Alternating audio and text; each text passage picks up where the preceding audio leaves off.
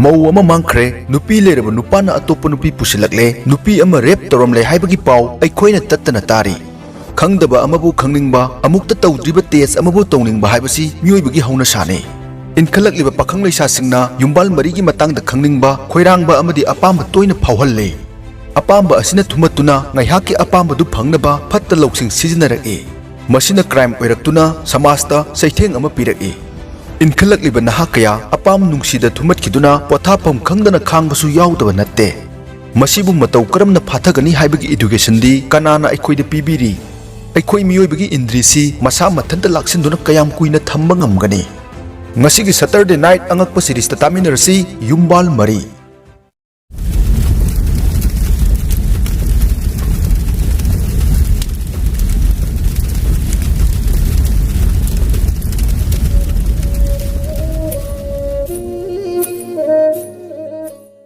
Miyoiba haibasi social animal amane ising thakpa khujil amadi irujabagi matangdasu lairik puthokuna miyamda khanghalle masigi mathakta aikhoigi hakchangdagi khaidokliba phattaba nungsikki matangdasu lairik phongduna miyamda education piri aikhoigi high school matamda tamlakpa sin cosine du aikhoigi nomagi punsida sizinafam thoidokna leite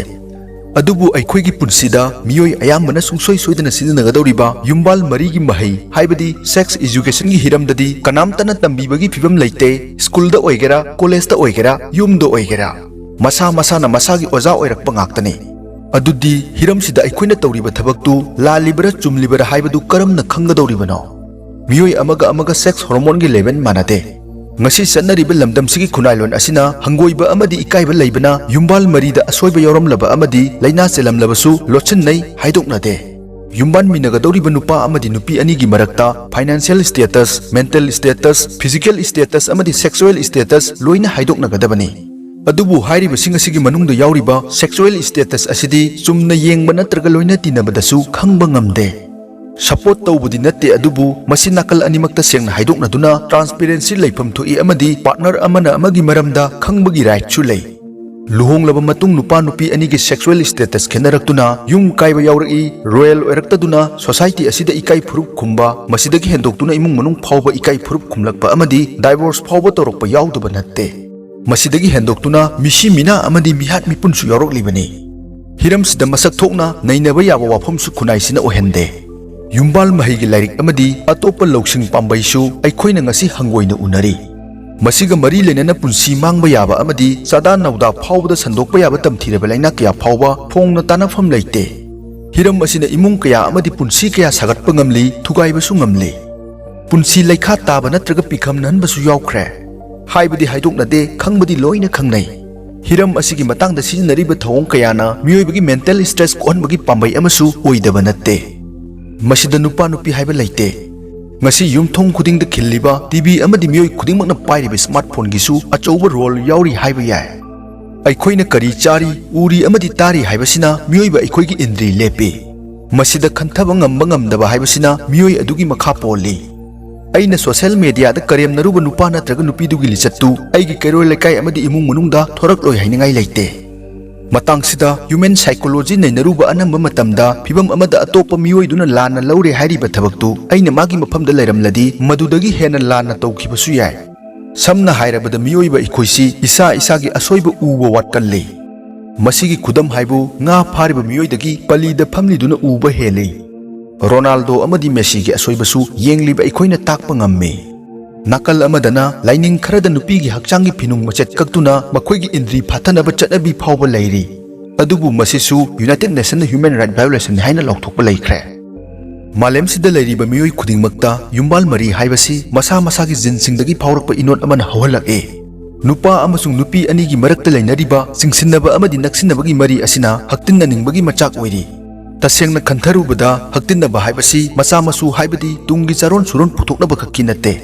miyoibagi hakchangda mapung mari phaba misak ama oidringai inkhalakpagi matamda sapu kanna lakpa inot amane maram asina inkhalakliba naha oibasingna yumbandringai yumbal mari thambagi mangjaba amadi masigi kanaba leibra haibadu ningthina khangbasu mathau tarakli malemgi mafam kayada naha oiribasingna yumbandringai yumbal mari thamlubagi tholokpa apaphatta kayagi matangda researcher kayana ngasi chu leptana nainari ꯋꯦꯁꯀꯣꯁꯟ ꯌꯨꯅꯤꯚꯔꯁꯤꯇꯤꯒꯤ professor doctor ꯔꯦ E ꯁꯣꯔꯗꯥꯔꯅ ꯄꯨꯊꯣꯛꯈꯤꯕ ꯂꯥꯏꯔꯤꯛ ꯑꯃꯗ ꯌꯨꯝꯐꯝ ꯑꯣꯏꯔꯒ ꯍꯧꯔꯛꯂꯤꯕ ꯅꯍꯥꯁꯤꯡꯒꯤ ꯃꯔꯛꯇ ꯂꯨꯍꯣꯡꯕ ꯈꯛꯀꯤꯗꯃꯛ ꯌꯨꯝꯕꯥꯜ ꯃꯔꯤ ꯑꯁꯤ ꯉꯥꯛꯇꯨꯅ ꯊꯝꯒꯗ꯭ꯔꯥ ꯍꯥꯏꯕ ꯋꯥꯐꯝꯗ ꯑꯆꯧꯕ ꯆꯌꯦꯠꯅꯕ ꯑꯃ ꯂꯥꯛꯈꯤ ꯑꯃꯗꯤ ꯋꯥꯐꯝ ꯑꯁꯤꯒꯤ ꯃꯥꯌꯣꯛꯇ ꯑꯌꯥꯝꯕ ꯂꯩ ꯍꯥꯏꯕꯁꯤꯁꯨ ꯂꯥꯏꯔꯤꯛ ꯑꯁꯤꯗ ꯃꯌꯦꯛ ꯁꯦꯡꯅ ꯄꯜꯂꯤ꯫ ꯂꯨꯍꯣꯡꯗ꯭ꯔꯤꯉꯩ ꯌꯨꯝꯕꯥꯜ ꯃꯔꯤ ꯊꯝꯕ ꯍꯥꯏꯕꯁꯤꯗ ꯑꯔꯥꯟꯕ ꯊꯣꯏꯅ ꯂꯩꯇꯦ꯫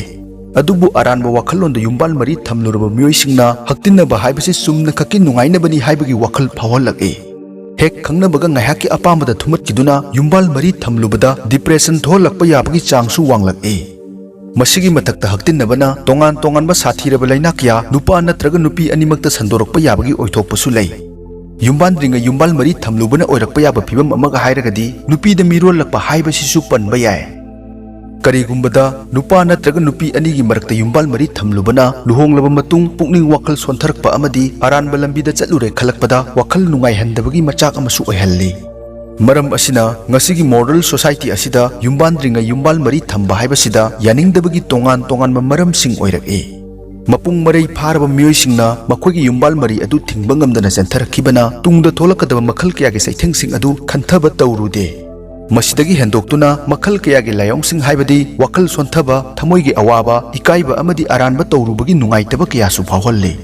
ꯍꯤꯔꯝꯁꯤꯒꯤ ꯃꯇꯥꯡꯗ ꯐꯪꯂꯛꯄ ꯋꯥꯐꯝꯁꯤꯡꯗ ꯌꯨꯝꯐꯝ ꯑꯣꯏꯔꯒ ꯌꯨꯝꯕꯥꯟꯗ꯭ꯔꯤꯉꯩꯗ ꯌꯨꯝꯕꯥꯜ ꯃꯔꯤ ꯊꯝꯂꯨꯕꯒꯤ ꯊꯣꯛꯂꯛꯄ ꯐꯠꯇꯕ ꯈꯔꯁꯨ ꯑꯩꯈꯣই ꯄꯨꯟꯅ ꯈꯪꯃꯤꯟꯅꯁꯤ꯫ ꯅꯝꯕꯔ 1. ꯂꯨꯍꯣꯡꯗ꯭ꯔꯤꯉꯩ ꯌꯨꯝꯕꯥꯜ ꯃꯔꯤ ꯊꯝꯂꯨꯕꯅ ꯂꯨꯍꯣꯡꯂꯕ ꯃꯇꯨꯡꯗ ꯌꯨꯝꯕꯥꯟꯃꯤꯟꯅꯕꯒꯤ ꯃꯔꯤ ꯀꯥꯏꯍꯜꯂꯤ꯫ ꯅꯝꯕꯔ 2. ꯌꯨꯝ ꯄꯥꯟꯗ꯭ꯔꯤꯉꯩ ꯌꯨꯝꯕꯥꯜ ꯃꯔꯤ ꯊꯝꯂꯨꯕꯅ ꯌꯨꯝꯕꯥꯟꯅꯤꯡꯕꯒꯤ ꯑꯄꯥꯝꯕ ꯍꯦꯟꯒꯠꯍꯜꯂꯤ ꯑꯃꯗꯤ ꯌꯨꯝꯕꯥꯜꯂꯕ ꯃꯇꯨꯡꯗ ꯀꯥꯏꯅꯕꯒꯤ ꯆꯥꯡ ꯋꯥꯡꯅ ꯎꯏ꯫ ꯅꯝꯕꯔ 3. ꯅꯍꯥ ꯑꯣꯏꯔꯤꯕ ꯅꯨꯄꯥ ꯑꯃꯁꯨꯡ ꯅꯨꯄꯤꯁꯤꯡ ꯑꯌꯥꯝꯕꯅ ꯀꯔꯤꯒꯨꯝꯕ ꯃꯤꯑꯣꯏ ꯑꯃꯒ ꯌꯨꯝꯕꯥꯜ ꯃꯔꯤ ꯂꯩꯔꯨꯔꯕ ꯃꯤꯁꯛ ꯑꯃꯒ ꯂꯨꯍꯣꯡꯅꯤꯡꯗꯦ꯫ ꯅꯝꯕꯔ 4. ꯆꯠꯂꯨꯕ ꯂꯝꯆꯠ ꯑꯗꯨꯅ ꯃꯇꯩ ꯃꯅꯥꯎ ꯌꯨꯝꯕꯥꯟꯕꯗ ꯑꯐꯕ ꯑꯣꯏꯍꯟꯗꯦ꯫ ꯅꯝꯕꯔ 5. ꯌꯨꯝꯕꯥꯟꯗ꯭ꯔꯤꯉꯩ ꯌꯨꯝꯕꯥꯜ ꯃꯔꯤ ꯊꯝꯂꯨꯕꯅ ꯌꯨꯝꯕꯥꯜꯂꯕ ꯃꯇꯨꯡꯗ ꯍꯔꯥꯎ ꯍꯔꯥꯎ ꯅꯨꯡꯉꯥꯏꯅ ꯂꯩꯕꯒꯤ ಚಾಂಗ್ ꯃꯄꯨꯡ ꯐꯥꯍꯟꯕꯗ ꯁꯣꯟꯊꯍꯜꯂꯤ꯫ ꯅꯝꯕꯔ 6. ꯃꯤꯑꯣꯏ ꯑꯌꯥꯝꯕ ꯌꯨꯝꯕꯥꯜꯂꯕ ꯃꯇꯨꯡ ꯌꯨꯝꯕꯥꯟꯕꯒꯤ ꯃꯔꯤꯗ ꯃꯄꯨꯡ ꯐꯥꯕ ꯍꯟꯊꯔꯛꯏ꯫ ꯅꯝꯕꯔ 7. ꯃꯇꯩ ꯃꯅꯥꯎ ꯅꯠꯇ꯭ꯔꯒ ꯀꯅꯥꯒꯨꯝꯕ ꯃꯤꯑꯣꯏ ꯑꯃꯅ ꯌꯨꯝꯕꯥꯟꯗ꯭ꯔꯤꯉꯩꯗ ꯌꯨꯝꯕꯥꯜ ꯃꯔꯤ ꯊꯝꯂꯨꯔꯕꯗꯤ ꯃꯤꯑꯣꯏ ꯑꯗꯨꯅ ꯑꯇꯣꯞꯄ ꯑꯃꯗ ꯌꯨꯝꯕꯥꯜ ꯃꯔꯤ ꯇꯣꯈꯥꯏꯅ ꯊꯝꯅꯤꯡꯕꯒꯤ ꯑꯄꯥꯝꯕ ꯐꯥꯎꯒꯜꯂꯤ꯫ ꯅꯝꯕꯔ 8. ꯌꯨꯝꯕꯥꯟꯗ꯭ꯔꯤꯉꯩ ꯂꯩꯅꯔꯨꯕ ꯃꯔꯤ ꯑꯗꯨꯅ ꯌꯨꯝ ꯄꯥꯜꯂ ꯃꯇꯨꯡꯗ ꯑꯄꯦꯟꯕ ꯐꯥꯎꯍꯟꯕ ꯉꯝꯍꯟꯗꯕꯇ ꯅꯠꯇꯅ ꯑꯅꯝꯕ ꯃꯇꯝꯗ ꯅꯨꯄꯥ ꯅꯨꯄꯤꯗꯨ ꯂꯥꯞꯊꯣꯛꯅꯍꯜꯂꯤ꯫ ꯅꯝꯕꯔ 9. ꯌꯨꯝꯕꯥꯟꯗ꯭ꯔꯤꯉꯩꯗ ꯌꯨꯝꯕꯥꯜ ꯂꯝꯕꯤ ꯆꯠꯂꯨꯕꯒꯤ ꯍꯩꯅꯕꯅ ꯂꯨꯍꯣꯡꯂꯕ ꯃꯇꯨꯡꯗ ꯌꯨꯝꯕꯥꯟꯅꯤꯡꯕꯒꯤ ꯃꯔꯤ ꯅꯤꯡꯊꯤꯅ ꯊꯝꯅꯤꯡꯂꯕꯁꯨ ꯊꯝꯕ ꯉꯝꯍꯟꯗꯦ꯫ ꯅꯝꯕꯔ 10. ꯌꯨꯝꯕꯥꯜ ꯃꯔꯤ ꯊꯝꯂꯨꯕꯅ ꯌꯨꯝ ꯄꯥꯜꯂꯕ ꯃꯇꯨꯡꯗ ꯂꯩꯒꯗꯕ ꯏꯅꯣꯠꯁꯤꯡ ꯑꯗꯨ ꯃꯥꯡꯍꯜꯂꯤ꯫ ꯕꯤꯒ꯭ꯌꯥꯟꯅ ꯆꯥꯎꯈꯠꯂꯛꯄꯒꯤ ꯃꯇꯨꯡ ꯏꯟꯅ ꯃꯤꯑꯣꯏꯕꯒꯤ IQ ꯐꯥꯎꯕ ꯇꯦꯁ ꯇꯧꯅꯕꯒꯤ ꯄꯥꯝꯕꯩ ꯄꯨꯊꯣꯛꯈ꯭ꯔꯦ꯫ ꯑꯗꯨꯕꯨ ꯍꯤꯔꯝꯁꯤꯒꯤ ꯀꯝꯄꯦꯇꯤꯕꯤꯂꯤꯇꯤ ꯇꯦꯁꯀꯤꯗꯤ ꯂꯩꯔꯝꯂꯒꯁꯨ ꯇꯥꯗꯦ꯫ ꯍꯤꯔꯝꯁꯤꯒꯤ ꯃꯇꯥꯡꯗ ꯈꯪꯕꯤꯕ ꯌꯥꯎꯔꯒꯁꯨ ꯀꯃꯦꯟ ꯕꯣꯛꯁꯇ ꯑꯗꯣꯝꯒꯤ ꯋꯥꯈꯜꯂꯣꯟ ꯉꯥꯏꯖꯔꯝꯒꯦ꯫ ꯄꯨꯝꯅꯃꯛ ꯑꯁꯤꯅ ꯃꯔꯝ ꯑꯣꯏꯗꯨꯅ ꯍꯧꯒꯠꯂꯛꯂꯤꯕ ꯅꯍꯥꯁꯤꯡꯗ ꯂꯩꯔꯤꯕ ꯏꯅꯣꯠꯁꯤꯡ ꯑꯗꯨ ꯐꯥꯊꯗꯨꯅ ꯑꯐꯕ ꯌꯨꯝꯕꯥꯜ ꯃꯔꯤ ꯊꯝꯕ ꯃꯊꯧ ꯇꯥꯔꯛꯂꯦ꯫ ꯉꯁꯤꯒꯤꯗꯃꯛꯇꯗꯤ ꯃꯇꯥꯡ ꯑꯁꯤꯗ ꯄꯨꯝꯅꯃꯛꯄꯨ ꯊꯥꯒꯠꯆꯔꯤ꯫